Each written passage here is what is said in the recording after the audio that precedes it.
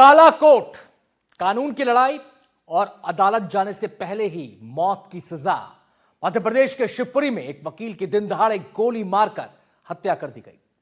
लेकिन इस वारदात के पीछे छिपी कहानी सिर्फ हत्या की नहीं है, बल्कि सुपारी किलिंग, सियासी रंजिश और करोड़ों की जमीन की जंग की है। शिवपुरी पुलिस ने 24 घंटे के भीतर इस ब्लाइंड मर्डर केस से पर्दा उठाने का दावा किया है। 3 शार्प शूटर गिरफ्तार हैं, जबकि मास्टरमाइंड अब भी फरार है।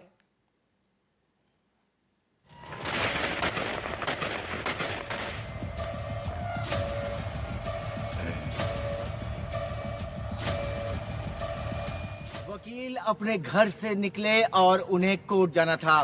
बाकायदा यूनिफॉर्म पहने हुए थे, मोटरसाइकिल पर सवार थे और कुछ इसी रास्ते से वकील अपने कोर्ट के रास्ते पर बढ़ रहे थे।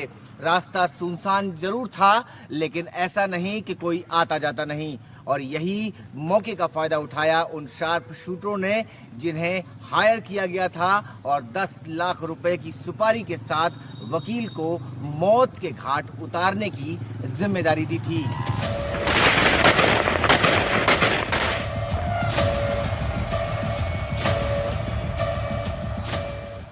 शनिवार दोपहर करेरा की सड़कों पर सब कुछ सामान्य था। काला कोट पहनकर वकील संजय सक्सेना रोज की तरह अपने घर से कोर्ट के लिए निकले, लेकिन उन्हें क्या पता था कि मौत उनका पीछा कर रही है।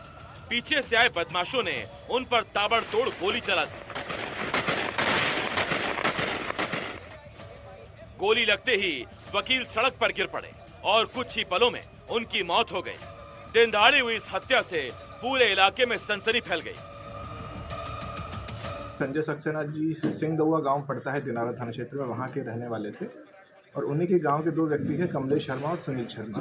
इनसे इनका जमीनी विवादों को लेकर के पिछले 4-5 वर्ष से विवाद चल रहा था।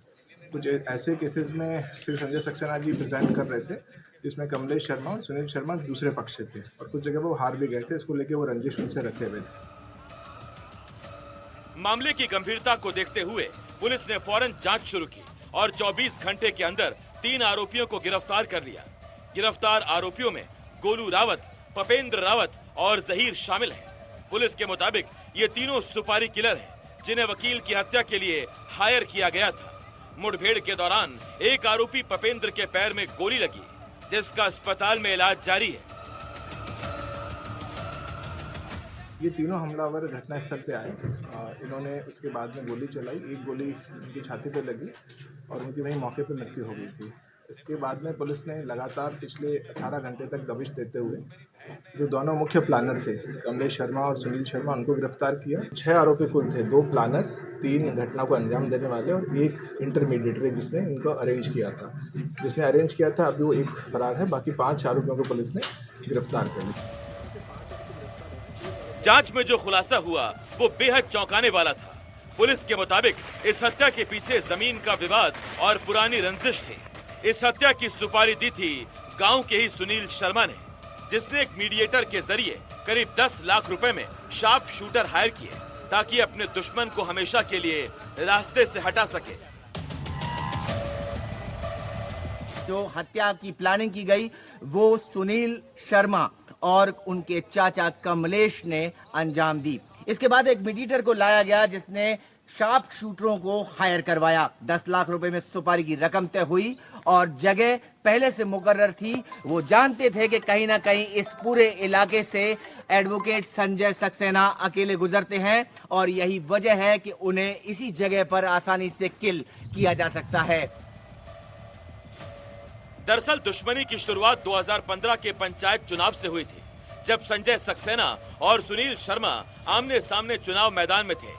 सुनील शर्मा चुनाव जीत गए, लेकिन संजय सक्सेना का चुनाव लड़ना उन्हें नागवार गुजर गया और तभी से दुश्मनी की आग सुलग रही थी। समर्पित हमारे अधिवक्ता संजय सक्सेना जी, जो अपने पक्षकार के प्रकरण को बड़ी ईमानदारी से न्यायालय में रख रहे थे। प्रकरण कई करोड़ की प्रॉपर्टी का था। उसमें से कुछ दबंग माफिया के लोग नहीं चाहते थे कि वह जमीन उनके हाथ से निकले। उनका केस मजबूत था, वो मजबूती के साथ लड़ रहे थे। उनके ऊपर बड़ा दबाव डाला गया कि आप इस केस से हट जाओ, वरना हम तुम्हारी हत्या कर देंगे। और हाईकोर्ट बार अधिवक्ता, हाईकोर्ट एडवोकेट बार अधिवक्ता संघ के सदस्यगण कलेक्टर महोदय के समक्ष प्रस्तुत करेंगे। और अगर सरकार के द्वारा एडवोकेट प्रोटेक्शन एक्ट शीघ्र नहीं लागू किया गया तो पूरे प्रदेश के अधिवक्ता पर सरकार का घेराव करेंगे। इतना ही नहीं, संजय सक्सेना जमीन विवाद के कई केस लड़ रहे थे और हाल ही में उन्होंने एक ऐसा केस जीता था जिससे उनके दुश्मनों को बड़ा नुकसान हुआ था। परिजनों का आरोप है केस से हटने के लिए संजय सक्सेना को लगातार धमकियां मिल रही थी, यहां तक कि उन्हें जान से मारने की सुपारी तक की बात कही गई थी। मुझे पता चला कि कोई व्यक्ति बांसपाड़िया वाली रास्ता में डला हुआ है।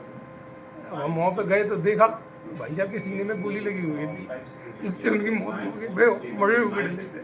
तो क्या आरोपी को आप पहले से जानते हैं? कौन है आरोपी, क्या है? आरोपी हमारे गांव के निवासी है। वो हमसे कई बार घटना कर चुके हैं और हमें धमकी देते थे कि आप कई बार आप किसी दिन बांसपाड़िया में डले रखाओगे। उनकी हम जमीन, एक किशोरी जाटव की जमीन का केस लड़ा था जिसमें किशोरी जीता था, जिसके वकील हम थे।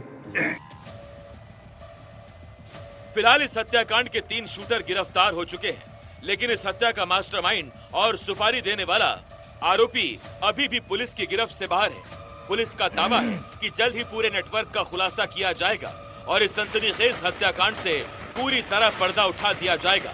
लेकिन इस हत्याकांड ने कानून व्यवस्था पर कई सवाल जरूर खड़े कर दिए हैं।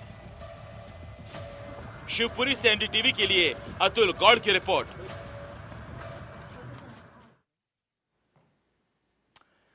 मध्य प्रदेश के सिंगरौली की वो कहानी याद होगी आपको, जिसमें एक युवक ने 2 महिलाओं को जादू टोने के वहम में मार दिया था।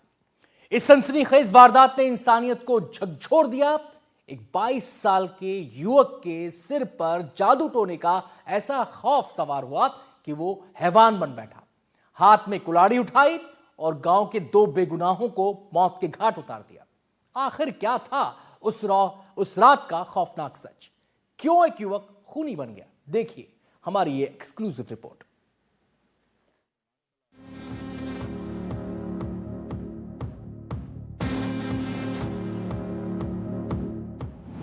सिंगरौली डबल मर्डर का सच आया सामने। जादू टोना का शक और चली गई 2 की जान। शव के करीब मिला नारियल और कुल्हाड़ी। हत्यारे को क्यों चढ़ गई थी हत्या की सनक? तारीख 12 फरवरी, जगह सिंगरौली जिले का लोहरा गांव, जहां रात की खामोशी अचानक चीखों में बदल गई। गांव की गलियों में उस वक्त मौत घूम रही थी और उसके हाथ में थी खून से प्यासी एक कुल्हाड़ी।